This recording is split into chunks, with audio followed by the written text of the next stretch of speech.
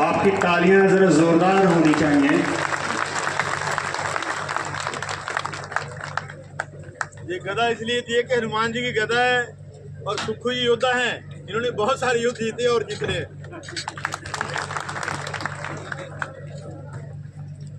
आपका बहुत बहुत आभार सर, आपका बहुत बहुत आभार सर। आपका आभार व्यक्त करता हूं कि आपने यहां पधार कर माननीय मुख्यमंत्री जी की इस रैली का और माननीय मुख्यमंत्री जी का जो है कद ऊंचा किया है और इनका आभार जताने के लिए आप पधारे, आपका धन्यवाद। मैं बहुत ज्यादा लंबा भाषण नहीं देना चाहता, मैं माननीय मुख्यमंत्री को बताना चाहता हूं कि सर दून क्षेत्र में आपके आशीर्वाद से मैं परसों मैंने पीसी की है और उस पीसी में जवानी मैंने अपने पत्रकार भाइयों को 475 करोड़ के कार्य जो आपके माध्यम से दून क्षेत्र के लिए स्वीकृत किए गए हैं, जिनके कार्य चल रहे हैं और जिनके कार्य भी चलने वाले हैं, उन सभी के लिए मैं आपका आभार व्यक्त करता हूं। और आज के इस दौरे में आप लगभग 316 करोड़ की योजनाओं का शिलान्यास और उद्घाटन आप कर रहे हैं, इसके लिए भी आपका धन्यवाद। मैं ज्यादा लंबा समय इसलिए नहीं बोलूंगा क्योंकि आपने मुझे छोटा भाई कहा है, आपका हर शब्द हमेशा मेरे ऊपर दून के ऊपर रहा है। मैंने जो डिमांड आपसे मांगी है आपने तुरंत फौरी तौर पे उसको पूरा किया है। हालांकि प्रदेश में वित्तीय स्थिति खराब थी, उसके बावजूद भी सर आपने हमारे कहने पे हमारे जिनके मकान गिरे थे लोगों के 1.5 लाख की बजाय आपने 7 लाख की राशि जो है आपने अनाउंस करी है और उन लोगों को 4 लाख की राशि आपने दी भी है। और आपके सम्मुख आज लगभग 25 वो लोग हैं उपस्थित हुए हैं जिनके घर जो है डिजास्टर में गिरे थे, जिनको आपने 4 लाख के जो है स्वीकृति पत्र आपने यहाँ से देने हैं। और बहुत सारे ऐसे लोग जिनको आवास योजनाएं आपकी सरकार ने दी हैं, हमारी सरकार ने दी हैं, वो लोग आपके बीच में हैं, उन लोगों को भी आपने यहाँ से प्रशस्ति पत्र देने हैं। सर आपने बहुत अच्छा प्रशासनिक अमला, बहुत अच्छे अधिकारी जो है वो बद्दी में तैनात किए हैं और मेरे कहने से किए हैं। और सभी अधिकारियों की टीम, चाहे वो पुलिस की टीम है, चाहे हमारे प्रशासनिक अधिकारी हैं, चाहे हमारे अन्य जो फील्ड के अधिकारी हैं, कर्मचारी हैं, बहुत मेहनत करके दून क्षेत्र की सेवा जो है वो निर्धारित कर रहे हैं। सर को बताना चाहूंगा कि सर मैं एक छोटा सा एग्जांपल आपको बताना चाहूंगा कि परसों हमारा कार्यकर्ता नाराज हो गया कि सर मेरे 3 महीने से मीटर नहीं लगा। मैंने रात को 11 बजे हमारे एक्शन बद्दी को फोन किया कि हमारा ये कार्यकर्ता नाराज है। मैं एक्शन साहब की तारीफ कर रहा हूँ कि सर 11:30 बजे रात को हमारे एक्शन ने उसके घर में मीटर लगा के मुझे फोटो भेजा कि सर ये मीटर लग गया। ऐसी टीम आपने दी है, इसके लिए भी मैं आपका धन्यवाद करना चाहूंगा कि जो हमारे कर्मठ यंग अधिकारी आपने यहाँ दिए हैं।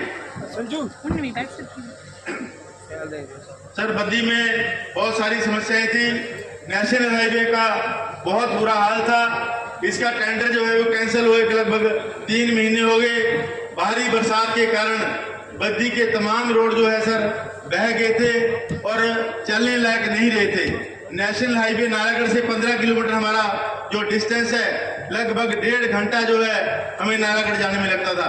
आपने गडकरी से मिलकर ही बात की, इसकी द्वारा डीपीआर भी बनी, लेकिन सर इसका कार्य जो है जो टेंडर द्वारा फ्लोट हुआ है उसकी डेट्स बार जो है वो एक्सटेंड हो रही है। मैं आपसे निवेदन करना चाहूंगा कि ये हमारी भाग्य रेखा है बद्दी बरोटीवाला नारायणगढ़ औद्योगिक क्षेत्र की, आप इसमें इंटरव्यून करें और इस टेंडर को शीघ्र करा के जो है इसका काम दोबारा चालू करवाएं। और हमें एजुकेशन करना पड़ा लोगों को, नेशनल हाईवे के पुतले यहाँ फूकने पड़े, उसके चलते रोड जो है वो रिपेयर हुआ है।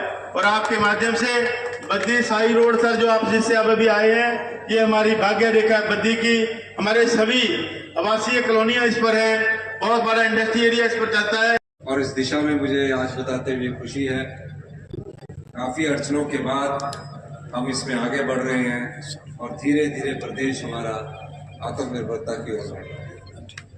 बद्दी विधानसभा क्षेत्र में राम कुमार जी हमेशा बद्दी की बात करते हैं, बहुत लंबी लिस्ट पढ़ रहे थे और पिछली बार जब मैं आया था फिर और लंबी लिस्ट पड़ी थी।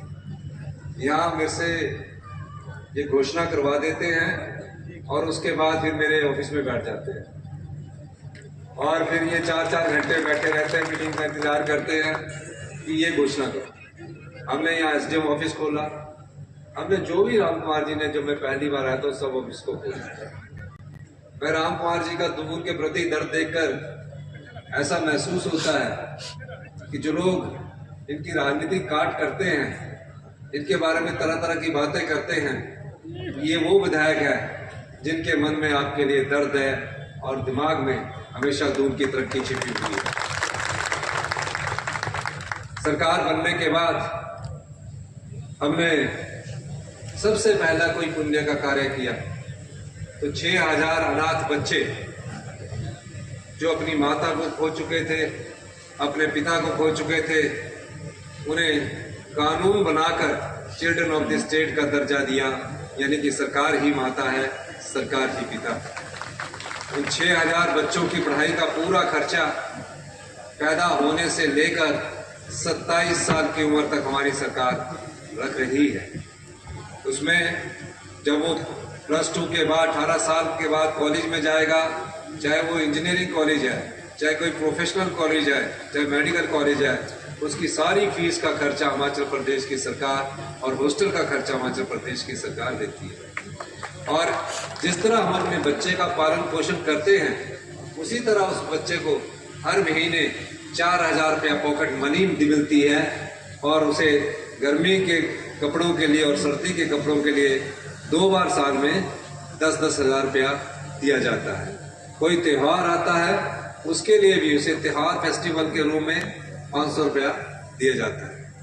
ये वो पहला पुण्य कार्य हमारी सरकार ने उन अनाथ बच्चों के लिए किया जिनकी कोई आवाज़ नहीं थी।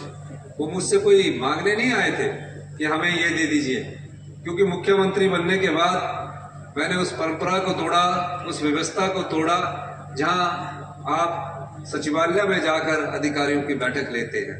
मैं सबसे पहले उन बच्चों के पास गया जो किसी न किसी तरह से अपनी माता को खो चुके थे, पिता को खो चुके थे। उनसे मैंने सीखा और आज मुझे खुशी है कि इस योजना का लाभ 6000 बच्चे प्राप्त कर रहे हैं। जैसे ही मैंने अधिकारियों की बैठक ली, उसके बाद मुझे लगा कि भारतीय जनता पार्टी की जो डबल इंजन की सरकार थी उसने प्रदेश के हित में बहुत अच्छे कार्य किए होंगे। जब देखा तो इस प्रदेश पर 75,000 करोड़ रुपए का कर्ज था और सरकारी कर्मचारियों की 16th पे कमीशन का एरियर भी हमारे जिम्मे छोड़ दिया। उससे पहले जून 2022 में इतनी रेवड़ियां बांटी उन्होंने कि कई जगह स्कूल खोलने थे, इन्होंने स्कूल खोल दिए, कई जगह हॉस्पिटल खोलने थे, इन्होंने हॉस्पिटल खोल दिया, कई जगह पीएससी खोलनी थी, पीएससी खोल दिया। महज नोटिफिकेशन थी वो। ऐसी संस्थान खोल के क्या फायदा जो सिर्फ छलावे के लिए खोली जाए।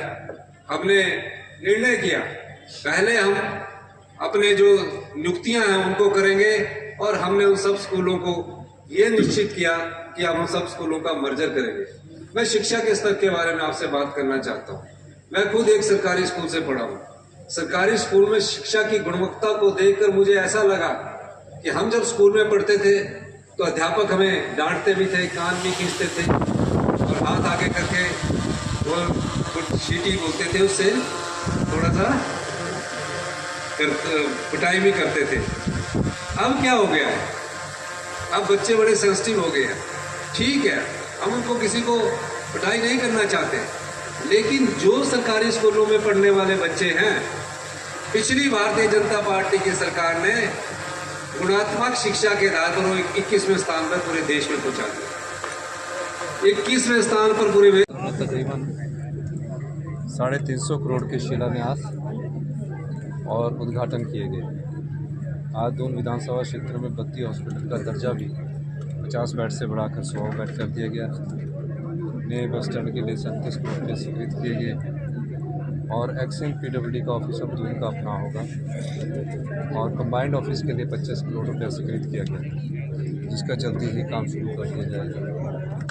दून के विधायक ने ये प्रमुख मांगे उठाई थी। 3 स्कूलों को मानपुरा की PSC कर दी गई और निश्चित रूप से 3 स्कूलों को CBSE किया गया है, बरोटीवाला, बद्दी, चंडी, बद्दी और चंडी को, जैसे एजुकेशन के स्तर में सुधार। सर आपने अपने टाइम पे इतने अच्छे काम किए, जब से बैठे विपक्ष को हजम नहीं आ रही सर आपका काम। इसके विपक्ष वालों के पास तो एक भारतीय जनता पार्टी के ऑफिस में सोशल मीडिया का एक प्लेटफॉर्म है हर अच्छे काम को वो बुरा दिखाने की कोशिश करते हैं, लेकिन हमारे साथ देवी देवता प्रदेश के हैं, भगवान हमारे साथ हैं और सच्चे मन से हम सेवा कर रहे हैं। हमारी नीति प्रदेश की संपदा को लुटने से बचाना है और उस संपदा का जनता के बीच बराबर आवंटन करना है। ये दृष्टि है। सर, बद्दीपुर नगर निगम बनाया गया है, लेकिन अभी चुनाव की लोगों को थोड़ी नहीं, वो देखिए बद्दी नगर निगम के चुनाव में जो नई नगर पंचायतें बनती हैं उसमें 2 साल के भीतर चुनाव करवाने चाहिए और जैसे ही समय नज़दीक आएगा चुनाव करवाएंगे। अधिकारियों को